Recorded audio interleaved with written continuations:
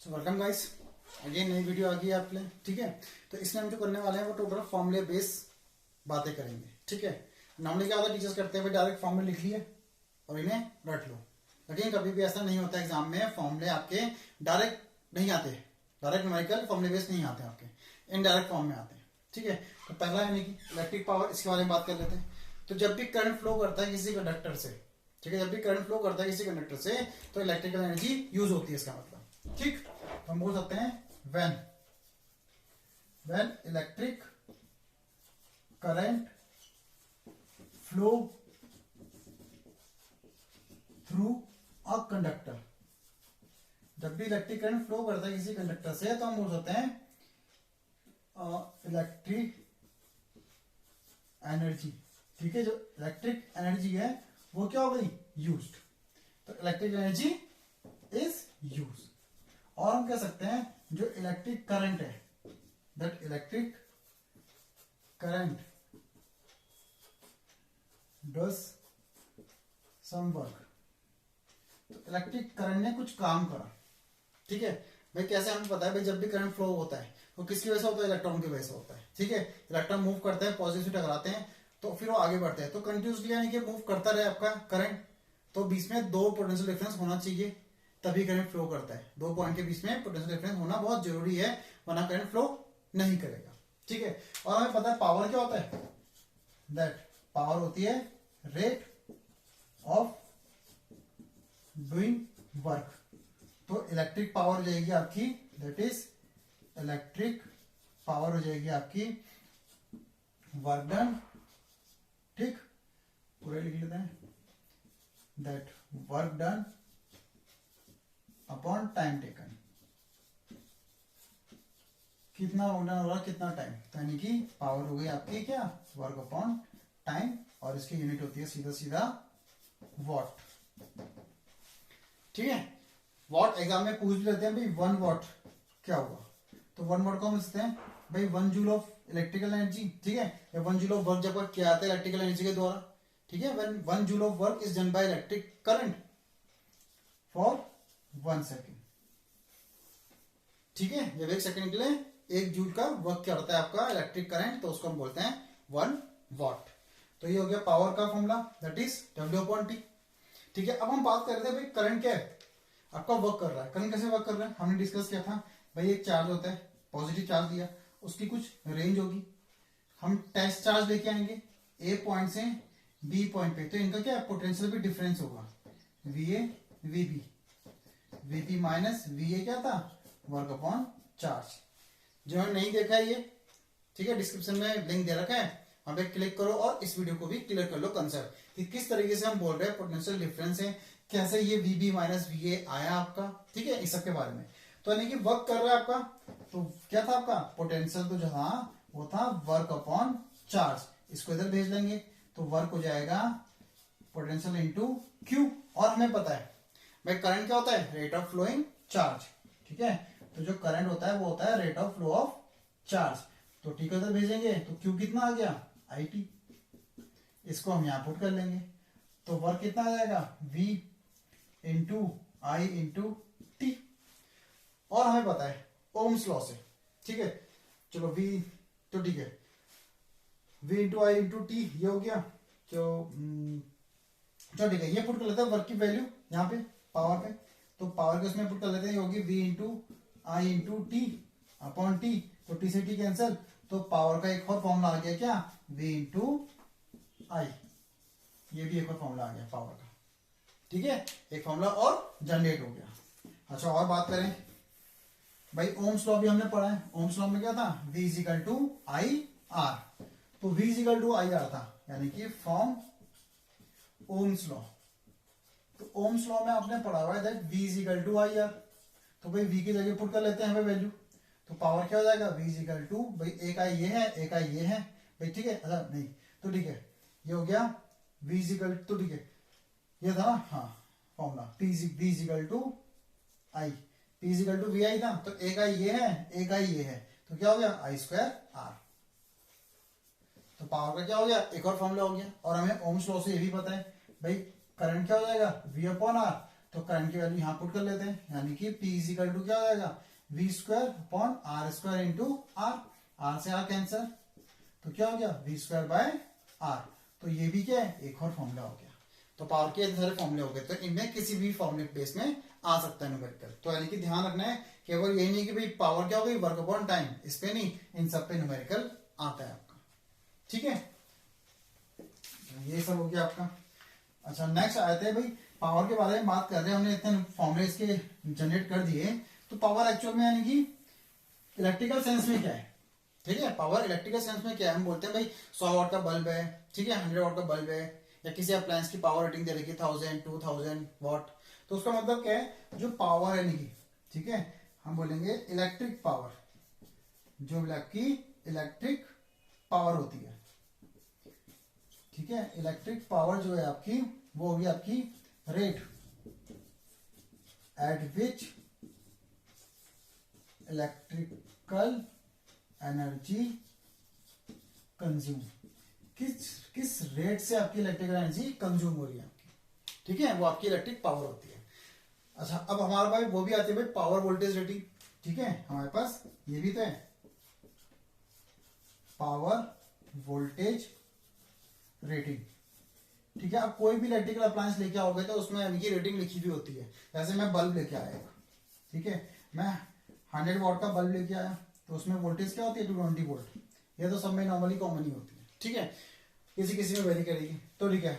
अब यानी कि 100 वाट 220 वोल्ट का मतलब क्या है, यानी कि अब मैंने कि मैं अगर बल्ब में अगर 500 वाट का बल्ब आ रहा, तो उसको मुझे पता है ना कि उसकी रोशनी होगी 500 वाट के हिसाब से होगी, बहुत ब्राइट होगी, अच्छी खासी होगी, ठीक है, लेकिन वो तभी उतनी ब्राइट होगी जब उसे 220 वोल्ट मिलेगी। अगर उससे कम मिल रही है तो ब्राइटनेस क्या हो जाएगी, इफेक्ट कर जाएगी, ब्राइटनेस कम हो जाएगी, और वो सही से काम नहीं करेगा, यानी कि नॉर्मली वर्क नहीं करेगा, मे भी जल्दी खराब भी हो जाए। तो यानी कि इस रेटिंग का मतलब ये होता है, यानी कि जितने वोल्ट लिखा है वो उस वोल्टेज पे मिलेगी। अगर वोल्टेज फ्लक्चुएट कर रही है तो प्रॉब्लम, तब यानी कि वो ढंग से वर्क नहीं कर रहा है, नॉर्मली वर्क नहीं करेगा, सीधा सीधा ये, ठीक है, ये होगी आपकी। अच्छा नेक्स्ट एक और वैल्यू की न्यूमेरिकल देख लेते हैं, वो है आपका इलेक्ट्रिकल एनर्जी, ठीक है, तो इलेक्ट्रिकल एनर्जी देख लो, ये भी एक डायरेक्ट फॉर्मूला आया था इस पे, ठीक है। हमने बोला भाई जो इलेक्ट्रिक पावर है आपकी, ठीक है, जो इलेक्ट्रिक पावर है वो किस पे डिपेंड कर रही है, ठीक है भाई, electric work done by current, ठीक है, अपॉन टाइम, ठीक है, तो electric work done by current, तो ये जो electric work done by current है वो क्या है, वो इलेक्ट्रिकल एनर्जी है, स्टार्टिंग में लिखा था ना, जितना यानी कि करंट वर्क कर रहा है, यानी कि जो करंट फ्लो करता है वो क्या होता है, उसका मतलब इलेक्ट्रिकल एनर्जी यूज हुई। तो हम लिख सकते हैं दैट जो इलेक्ट्रिक, ठीक है, वर्क डन है बाय करंट, इसका सीधा सीधा मतलब क्या हो जाएगा भाई, इलेक्ट्रिकल एनर्जी, ठीक है। तो यानी कि पावर का हो गया इलेक्ट्रिकल एनर्जी अपॉन टाइम, तो इसका फॉर्मूला होगा सीधा सीधा E is equal to P into T, इसमें डायरेक्ट एक न्यूमेरिकल आया था एक नंबर पे, ठीक है, इसको ध्यान रखना है। अच्छा नेक्स्ट हम बात करते हैं कमर्शियल यूनिट, ठीक है, ऑफ इलेक्ट्रिकल एनर्जी। तो कमर्शियल यूनिट क्या होती है इलेक्ट्रिकल एनर्जी, यानी कि जिसपे हमारा बिजली का बिल आता है। आप लोगों ने कभी देखो बिजली का बिल, तो उसपे क्या यूनिट लिखी होती है, जिन्हें पता है वेल एंड गुड, जिन्हें नहीं पता वो बिजली का बिल देखना आज, ठीक है, उठा के देखना कि यूनिट क्या है। तो ये यूनिट होती है, वो होती है 1 किलो वाट आवर, ठीक है, KWS में होते हैं आपके मीटर, यानी कि जो मीटर होते हैं आपके, यानी कि इलेक्ट्रिक मीटर, उनमें भी KWS ही होता है लिखा हुआ यूनिट, ठीक है। अच्छा ये होती क्या है, इसकी डेफिनेशन देख लो, यानी कि होती है that amount of electrical energy consume by an electrical appliance of power rating,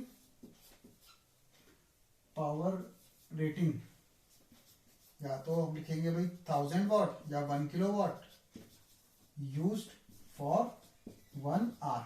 तो इस फॉर्म में निकलती है आपके यानी कि, ठीक है। तो भाई हमें पता है हमारा बल्ब थोड़ी होता है 1000 वाट का, सारे अप्लायंस 1000 वाट में थोड़ी होते हैं या 1 किलो वाट के। तो हम जब निकालते हैं तो उसे कन्वर्ट करते हैं वाट को किलो वाट में, ठीक है। जैसे हमारा भाई गीजर है वो थोड़ी 1 घंटे के लिए यूज होता है, तो उसको हमें लिखी जो मिनट जितनी मिनट यूज करा आपने उसको कन्वर्ट करेंगे आवर्स में। इसके न्यूमेरिकल मैं आपको कराऊंगा, ठीक है। अच्छा इसमें एक और आता है दैट रिलेशन, ठीक है, relationship between kWh and joule पे, ये भी ध्यान रखना है आपको, relationship between kWh and joule. तो ठीक है 1 kWh का मतलब क्या हुआ भाई 1000 वाट इंटू 1 आवर, ठीक है।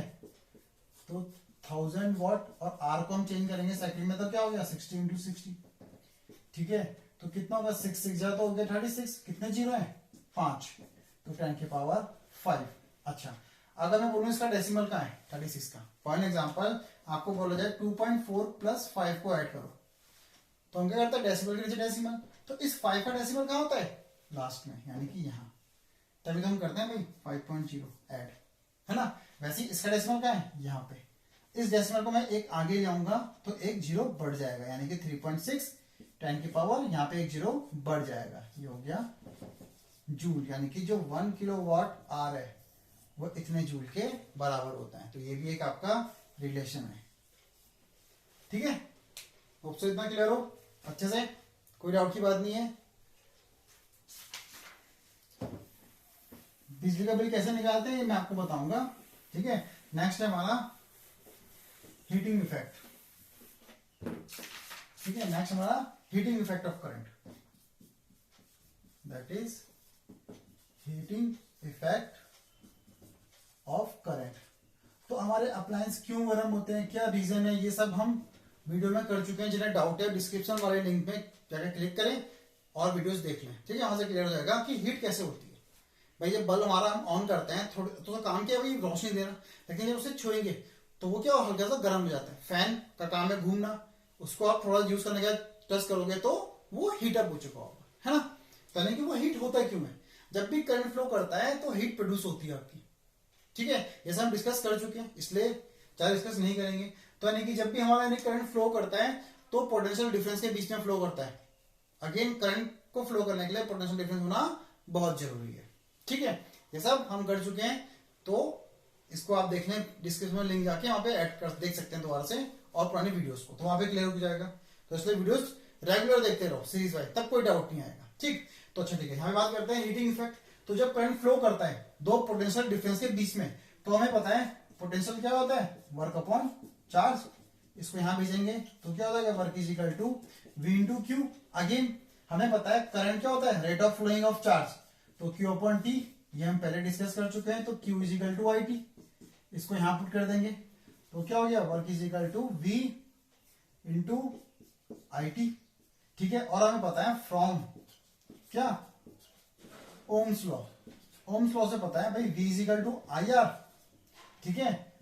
तो यहां पुट कर लेंगे again w is equal to एक आई ये है एक आई ये है, तो क्या हो गया आई स्क्वायर आर टी, ठीक है, आई स्क्वायर आर टी। तो अच्छा यही इसी W को इसी वर्क डन को हम बोलते हैं हीट, यानी कि जो हीट का फॉर्मूला हो गया वो यही होता है। और ये डायरेक्टली प्रोपोर्शनल होता है आई के करंट के रेजिस्टेंस के और कितने टाइम तक करंट फ्लो कर रहा है, ठीक है। इसी को बोलते हैं जूल लॉ ऑफ हीटिंग, ठीक है। तो डायरेक्टली प्रोपोर्शनल है आपका।